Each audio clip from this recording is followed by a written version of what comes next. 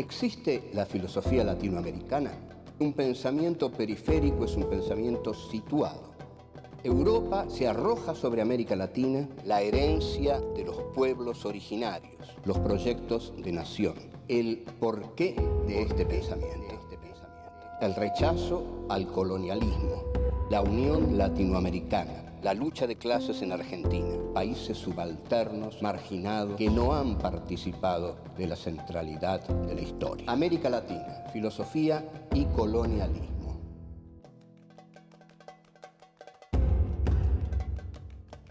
Encuentro 3. Los movimientos de independencia. 1. El tren del progreso. 2. Bartolomé de las Casas y la refutación del colonialismo. 3. La independencia de España y el papel de Inglaterra. 4. Los proyectos de nación.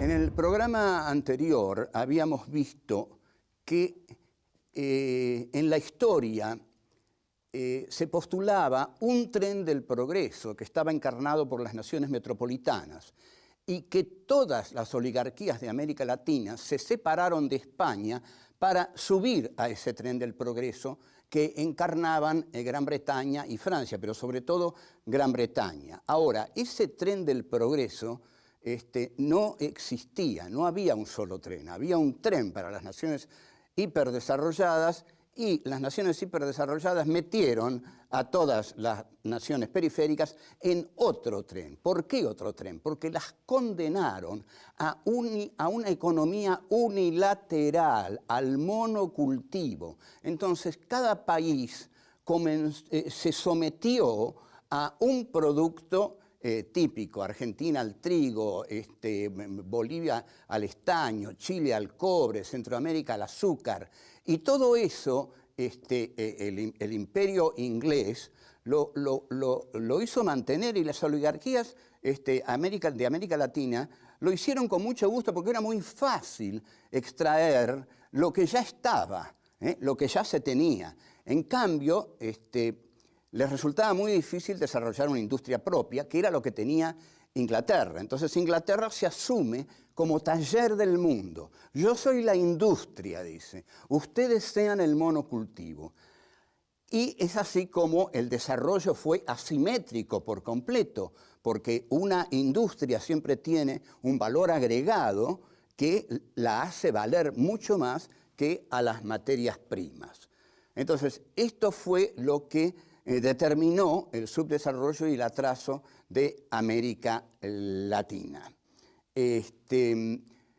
Ahora bien, no es que, quiero dejar claro esto, no es que el capitalismo británico haya sido malvado y los de acá hayan sido ingenuos o también malvados. Es el capitalismo es así.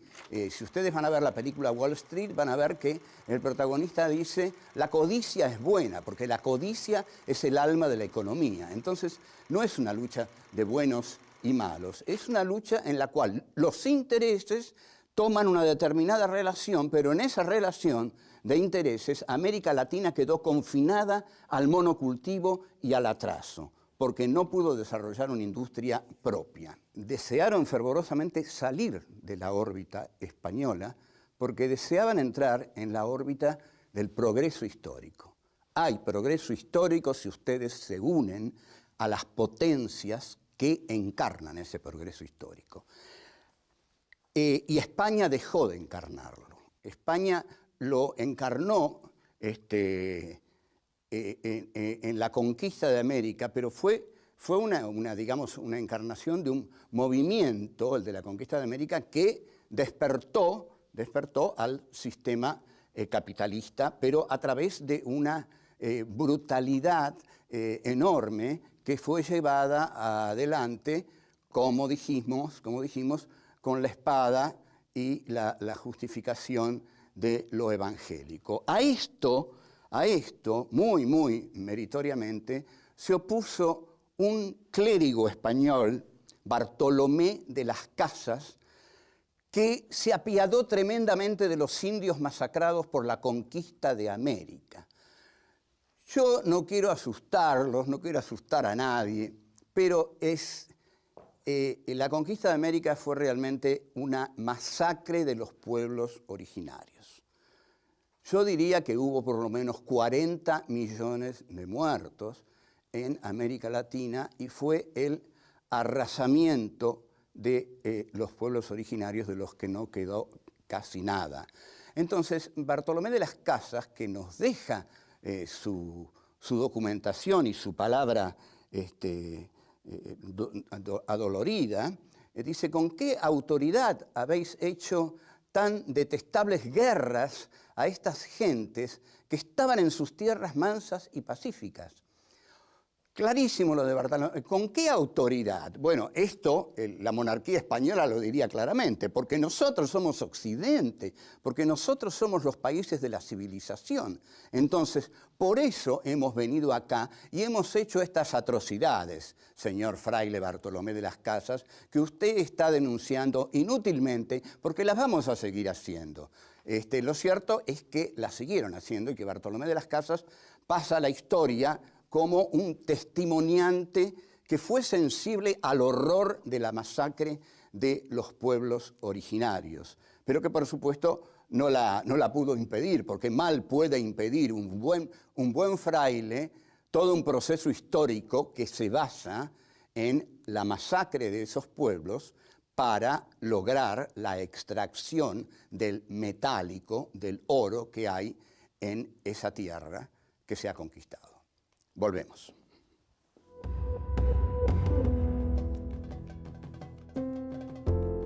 Es notable lo que ocurre con Fray Bartolomé de las Casas, porque si uno piensa en todos los clérigos que había en América Latina durante el proceso sanguinario de la conquista española, lógicamente se pregunta por qué uno solo fue el que tuvo un corazón sensible como para decir: paren la matanza, y largar frases como la matanza tiene como fin último el oro y las riquezas. Detengámonos en esta frase, es extraordinaria. No la decimos nosotros, no la decimos nosotros porque queremos mostrar que hemos sido los buenos y los que hemos sido expoliados. Lo dice Bartolomé de las Casas, que era español, que era cura, y dice: las matanzas tenían como fin llevarse el oro y las riquezas. Entraron los conquistadores como lobos, como tigres, como leones, cruelísimos, y impusieron días de hambre y de muerte a todos los indígenas. Entonces,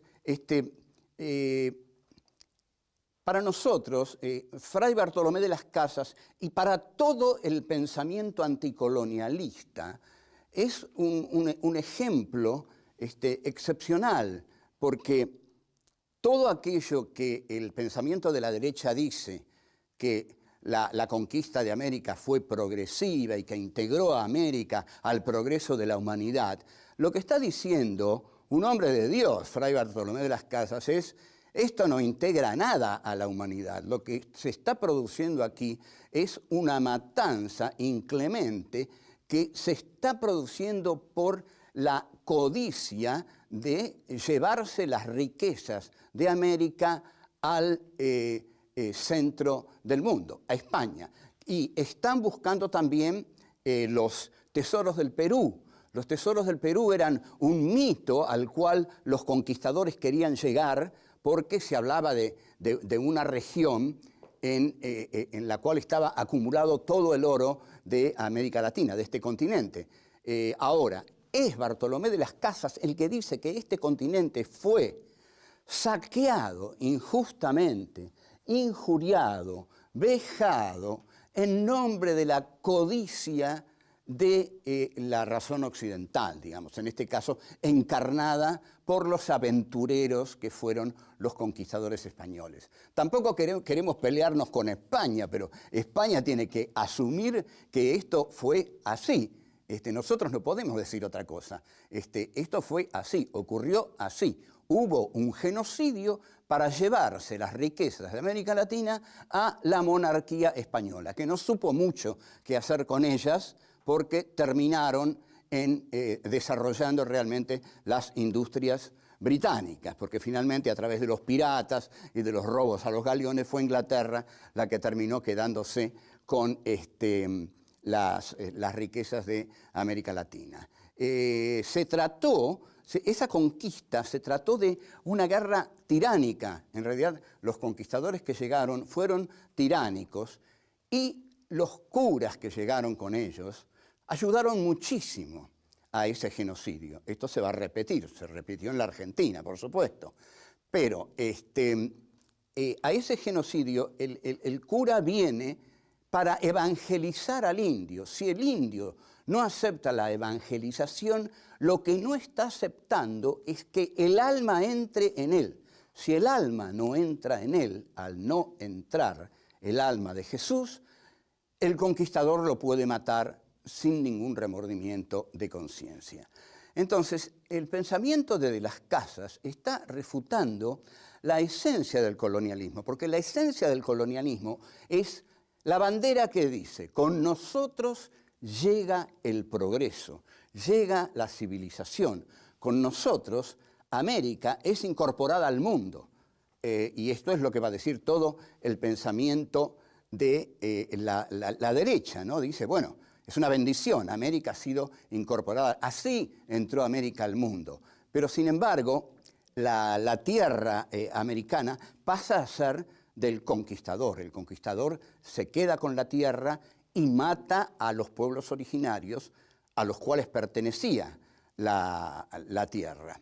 Es entonces, frente a esta situación que España establece con la conquista, que se revelan las revoluciones latinoamericanas ya en el siglo XIX. ¿Contra qué se rebelan? Contra los descendientes de aquellos conquistadores que arrasaron con los pueblos originarios. Los que se van a rebelar son los criollos que quieren salir de la órbita española para comerciar con las grandes potencias imperiales.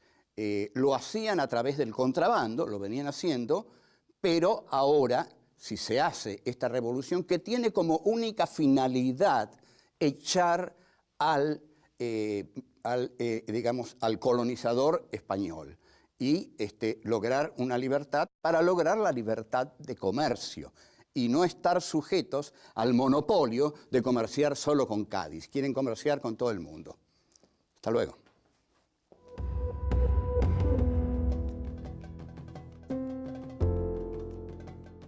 El pensamiento de José Carlos Mariátegui es muy preciso en señalar que las revoluciones de la América Latina no fueron revoluciones en el sentido de cambiar el orden social imperante. Lo que cambiaron fue la burocracia española la echaron y pusieron a los criollos a gobernar estos territorios. Pero no hubo, digamos, un cambio en la tenencia de la tierra, por dar un ejemplo.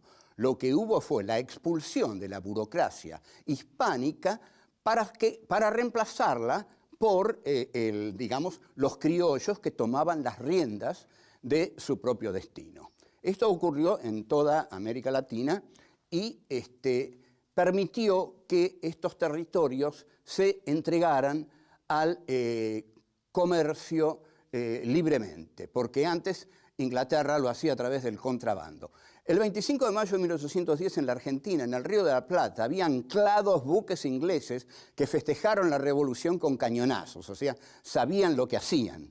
Iban a entrar ya no como guerreros durante las torpes invasiones inglesas de 1806, 1807, sino que iban a entrar sobre todo a través del sistema bancario y a través de las mercancías. Entonces es la lucidez de George Canning el que va a decir, bueno, basta de torpezas, no, nosotros no tenemos que ser guerreros, en América Latina. No tenemos que ir a conquistar esos territorios. Los podemos conquistar de otra manera. Los podemos conquistar con la economía. La economía del imperio ha sido el arma conquistadora más poderosa que ha tenido el imperio para tener de su lado a estos territorios. Estos territorios no son inocentes porque fueron sus clases más acomodadas las que aceptaron lo que Tulio Alperín Dongui, a quien nadie puede acusar de marxista, de izquierdista o de pequeño idiota latinoamericano, Tulio Alperín Dongui llama el pacto neocolonial en su historia de América Latina. Efectivamente, se establece un pacto neocolonial. ¿Cuál es el pacto neocolonial que se establece en América Latina?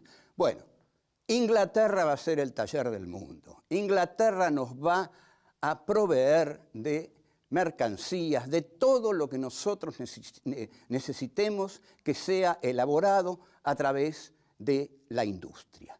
Y los países de la América Latina van a tener que entregar en el intercambio a Inglaterra los productos de su tierra, los productos originarios de su territorio.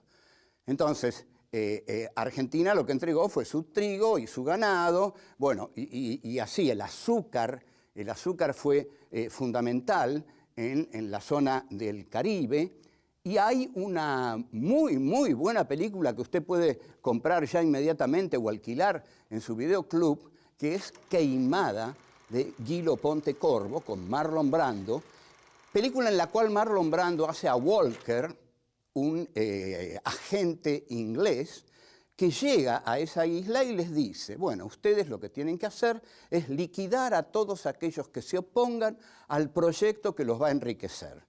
Y esos burgueses le preguntan, ¿cuál es el proyecto que nos va a enriquecer? Bueno, comerciar solamente con nosotros, dice el inglés.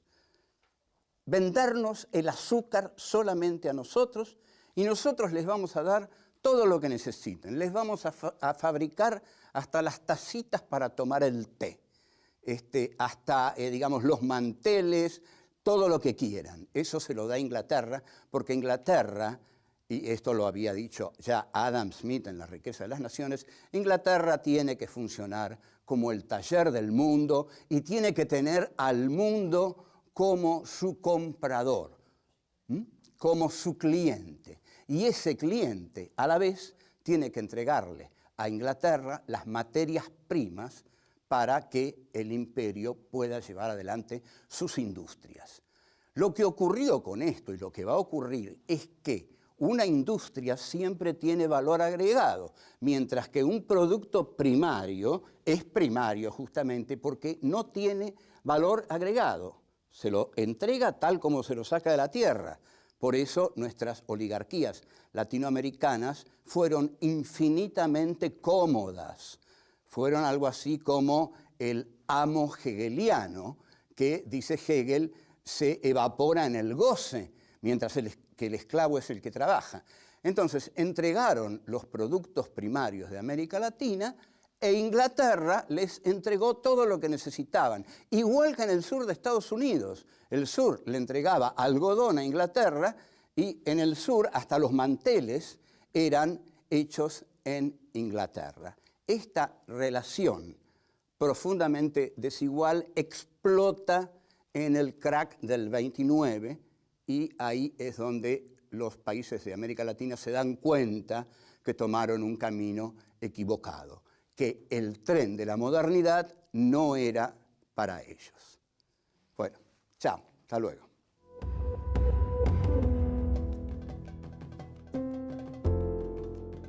El hecho de que los países de América Latina quedaran confinados a la producción de un solo producto, es decir, al monocultivo, estableció una relación de profunda desigualdad entre América Latina y los centros metropolitanos de la economía.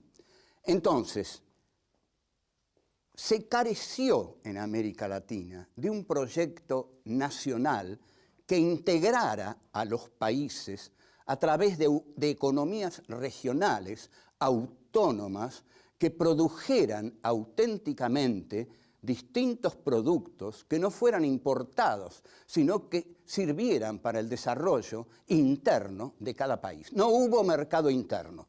Y el mercado interno tiene otro nombre, tiene el nombre de nación. Donde hay un mercado interno, hay una nación. Donde hay una nación, hay una patria. Donde hay una patria, es necesario un Estado. Entonces, en toda América Latina, lo que hubo fueron oligarquías que vivieron gozando de la abundancia fácil de los productos primarios, pero no construyeron un país, construyeron centros urbanos de goce de esas oligarquías. Un país se podría haber construido con el desarrollo integral del país, es decir, no sometiéndose a un único producto, sino desarrollando todos aquellos que el país pudiera desarrollar, con lo cual se hubiera creado el mercado interno, se habría podido dar trabajo, no habría sido necesario matar a tanta gente, sino que se la habría integrado a una economía justamente que podríamos llamar de integración económica. Pero para integrar económicamente a un país hace falta un mercado interno y una producción para ese mercado interno. Entonces, hubo quienes, por supuesto, se opusieron siempre a esta fácil economía de mandar a Europa lo primero que tenemos. A ver, ¿qué crece aquí? Bueno, aquí crece maíz. Nosotros hay azúcar, mandamos azúcar. Somos los dueños del azúcar. No, no, no. Entonces, hubo pensadores, hubo políticos que dijeron, no, pero en todos los tiempos, por ejemplo, Salvador Allende nacionaliza el cobre. Esta es una medida fundamental que indignó a Nixon y a la CIA. Apenas Salvador Allende nacionaliza el cobre, Nixon y Kissinger y el diario El Tribuno, que fue uno de los principales diarios que colaboró en la caída de Allende, y la ITT, y la Pepsi Cola y el Chase Manhattan Bank dicen, este es un gobierno al que hay que tirarlo abajo. Porque ¿cómo se atreve a nacionalizar el cobre? El cobre no es de Chile, el cobre es para entregarlo a los países que dominan el mercado mundial.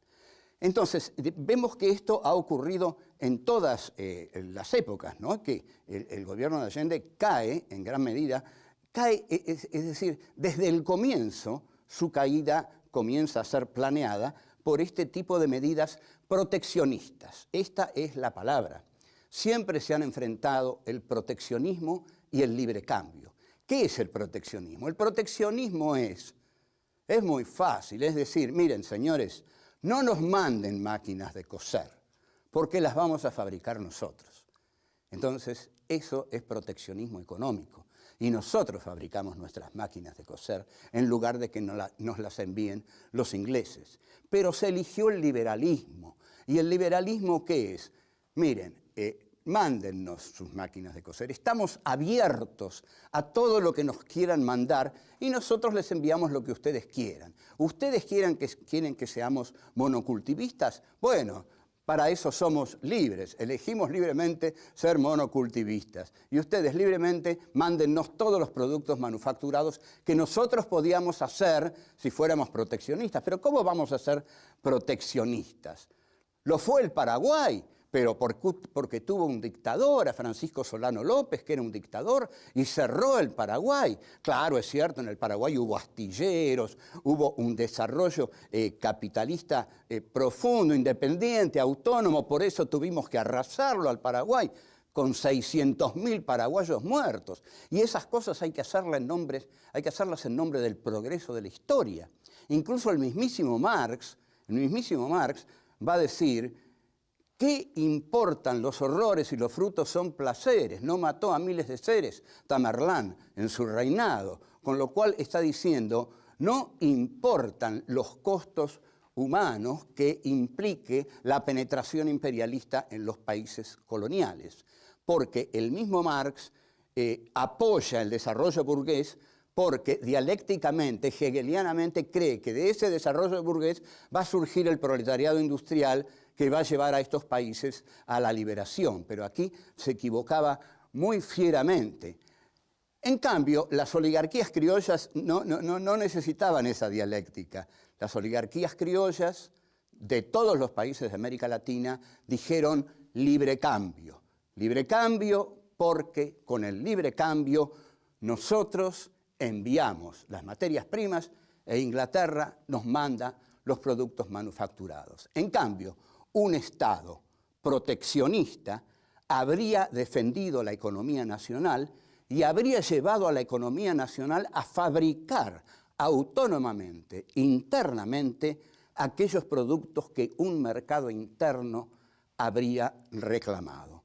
Esto no se hizo y los países de América Latina se constituyeron en exterioridad, es decir, dándole la manija central al imperio y sometiéndose al único producto que cada uno de ellos lograba producir, que lo producía la tierra. Así, América Latina quedó condenada al atraso industrial y, bueno, ese ha sido su destino tan oscuro en el aspecto económico, en el cual fue realmente un continente subalterno ante las grandes potencias. Bueno, vamos a desarrollar más estos temas porque no son fáciles, pero lo vamos a hacer. Hasta luego.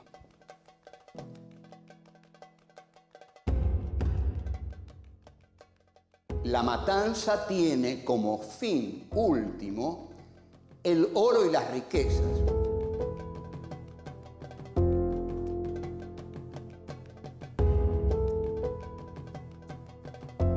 Para llevarse las riquezas de América Latina a la monarquía española, que no supo mucho qué hacer con ellas porque terminaron desarrollando realmente las industrias británicas. El 25 de mayo de 1810 en la Argentina, en el Río de la Plata, había anclados buques ingleses que festejaron la revolución con cañonazos, o sea, sabían lo que hacían.